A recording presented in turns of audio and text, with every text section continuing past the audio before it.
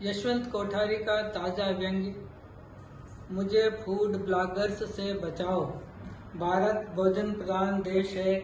Social media में food bloggers की बाढ़ आई हुई है। कभी लगता है भारत में सब बस खा ही रहे हैं। महिलाओं की पूरी जिंदगी किचन में ही निकल जाती है। नई पीढ़ी खाना ऑनलाइन बाहर से मंगवाती है, लेकिन खाना सिखाने वाले इतने हो गए हैं कि समझ में नहीं आता कि किससे सीखें और कितना सीखें और सीख कर क्या करें। एक ही रेसिपी को बनाने के 100 तरीके हैं। एक मोहतरमा ने तो गजब कर दिया। आज मैं आपको लौकी के शानदार धारदार स्वाददार व्यंजन बनाना सिखाती हूँ। मोहतरमा ने लौकी का रायता, लौकी के पराठे, लौकी के कोफ्ते, लौकी का हलवा, लौकी की सूखी सब्जी, लौकी की दही वाली सब्जी, लौकी की पनीर की सब्जी, लौकी की पकौड़ी की सब्जी, लौकी के कटलेट, लौकी के सैंडविच, लौकी का जूस और न जाने क्या क्या बनाया, मगर सब लौकी के ही। धर्म पत्नी सुबह से ही कागज पेन लेकर लौकी पुराण को लिखती रही। इस व्यस्तता के कारण खाना बाहर से आया जो ठंडा और बेस्वाद था, मगर शिकायत करने पर लौकी के पराठे खाने की सजा मिल सकती थी, सो मैं चुप रहा। उसके बावजूद ये रेसिपी बनाने वालों का ज्ञान बांटना, मोबाइल की कृपा से सब जगह एक ही रेसिपी घूमने लग जाती है। खाओ और खिलाओ। इन फूड ब्लॉगर्स की असली समस्या है। सब्सक्राइब करें, घंटी का बटन दबाएं, कमेंट करें, लाइक करें, खुद खाए या न खाए, लेकिन दर्शकों और घर वालों को खिलाए बिना नहीं मानते। तारीफ जरूरी है, इससे मनोबल और उत्साह बढ़ता है, लेकिन कोई कितना खाए, कितना फेंके, कितना डीप फ्रिज में रखे। रेसिपी है कि कभी खत्म ही नहीं होती।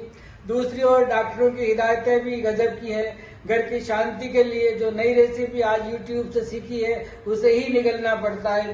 गरीब भारत में दाल रोटी या लिट्टी चोखा भी नहीं मिलता।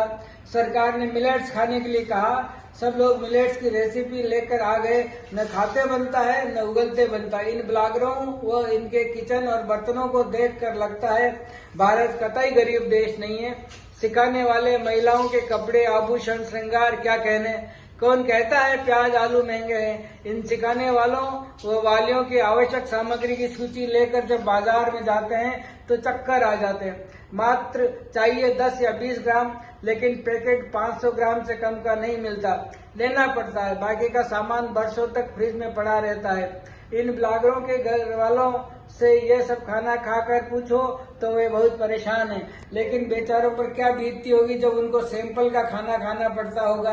नाना नानी की किचन, ननंद भौजाई की किचन, दादी दादा की किचन, बहूजी की किचन, हस्बैंड की किचन, वाइफ की किचन, इन किचनों के क्या कहने। अमेरिका में बैक टू किचन आंदोलन चल रहा है और भारत में किचन तो बंद, खाना ऑनलाइन और केवल सीखने के काम में व्यस्त है। चखो और तारीफों के पुल बांधो, नहीं तो घरेलू महाभारत और रामायण के लिए तैयार हो। नई पीढ़ी के लोग बताते हैं कि इस काम में बहुत पैसा है। कभी 50 ग्रेट इंडियन कड़ी पुस्तक देखी थी। आजकल तो शेफ के वेतन भत्तों की तुलना केवल व्यावसायिक पायलटों के वेतन से की जा सकती है।